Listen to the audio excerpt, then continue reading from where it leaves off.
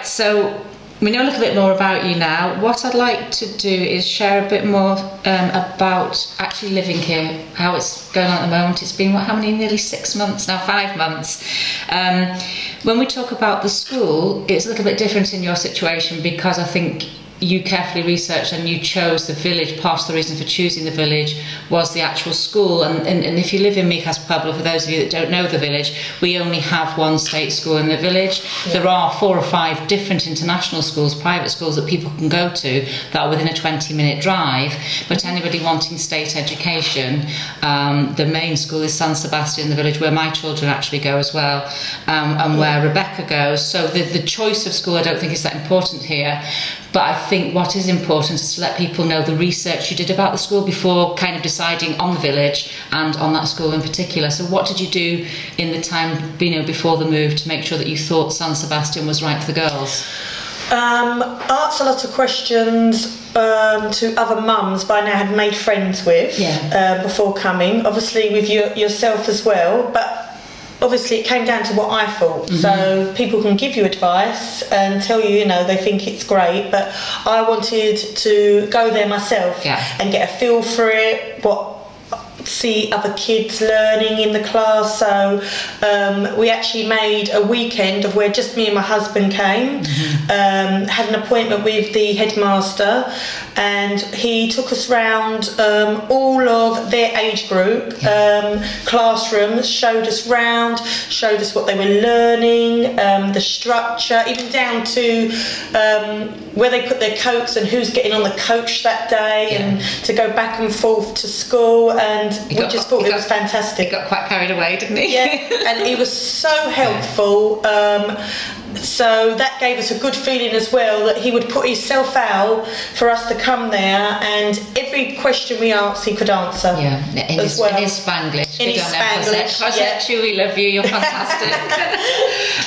I think one of the important things to mention as well, because again you listened to what I suggested and you timed the moves, the girls could go to the summer school, didn't you? Prior to then starting the school. For any of you that's read the book, we'll talk about later, but if you read our websites as well, a very good time to move, if you can move at the beginning of the summer, because most schools offer summer school in the months of July and August, which is a great way for the children to take a step in the integration, because they can go to a relaxed summer school with children who will then be in their class when they start in September, and that's what your girls did, didn't they? As soon as the summer school started, they both went and absolutely loved it. And they could go 5 days a week. Lola decided to go, she was 5 days a week and was upset when she couldn't go at the weekend. And Lois would go a couple of times a week, but she was just 3 when we moved here, and she was 4 a couple of months later. And by the time they started school, it was fantastic because they already knew faces. And with Lola we had no problems at all. But with Lois it was a little bit different, wasn't it? Lois was a little bit different.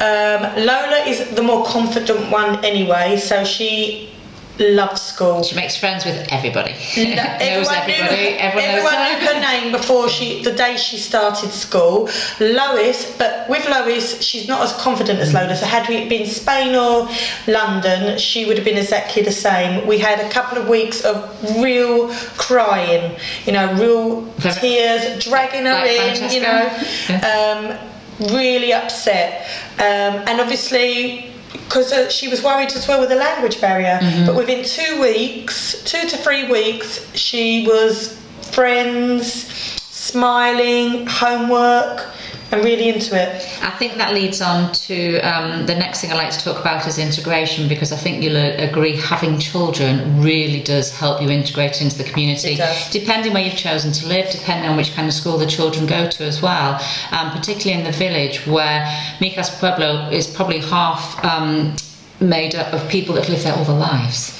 They're, everyone knows each other, interrelated in every way. So, and there are a lot of different nationalities there as well.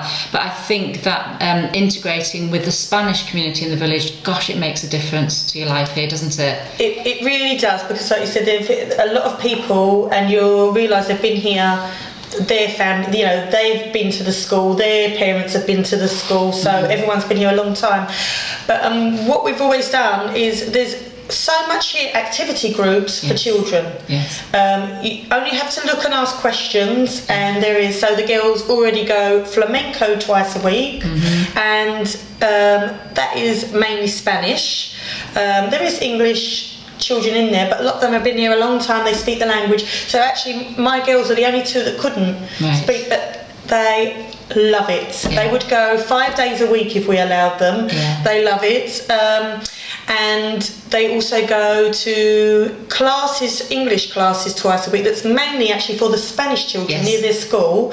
But I just felt because they were learning Spanish in school, it wouldn't help her for them to go with all their class friends to the English classes as well, where they all do different activities, as in writing, games, reading. I think that's really important, because a lot of people say, how do you maintain the British education or your children's level of English when they go to a Spanish state school? Because admittedly the language of the level of language in the English classes they learn isn't the best. No. I'm not even going to pussyfoot around that. I think you do really need to think about supplementing your own children's education. There's some great books as well. I remember using a book for teaching my kids how to learn to read in English, because trying to explain pronunciation, as I always say, the example I use is casa, C-A-S-A, casa, easy. Now, how do you pronounce house? H-O-U-S-E when you're teaching children to read. So I think again it's a very good idea enrolling your children in English classes, because not only is integration with the local Spanish children, as you say, it's keeping their level of English, it's supplementing the education that they're receiving in Spain. That's the children. What about you and Ben? What do you guys do to integrate? If you came here without the children, how do you think it would be? Mainly through bars. But Spanish people in the bars, or? No, actually. It's quite mixed within bars. But with us, we chose to live more, the side of the village we live is mainly Spanish. Yeah. And we chose to live there, so you'll find a lot of people that work locally have been here a long time, and they live next door to their parents, all live on the side we live on. So everyone kind of knows that my level of Spanish is not very good. Are you going to classes yet? I go to classes now. Good. Yeah, I did actually go to classes before I came, but it was not very good. But everyone knows us now. They know our names. They wave at us. They say hola. And do you not find the Spanish are very open and helpful when you try to speak the language? They are really good. Yeah. Really good. And they laugh with you when you get things wrong. They're not laughing at you, are they? No, not at all. No. It's mainly me that's laughing, because I know they get it, but I know I've said it wrong. But no, it's not too hard really. It's just it's being friendly as well. Yeah, you've got to want to, and we say hello to everyone. We go in all our local shops rather than a big supermarket. Yeah. We use the local fruit and veg, the local butchers that everyone uses, and we just get to know everyone that way. I think what's important for people that are listening to realise is it doesn't come easy. It's not all going to come to you. I think Rebecca here is an excellent example as well. I wanted her to be one of the first people I interviewed to share with you, because she's got up off a bottom and she's done it.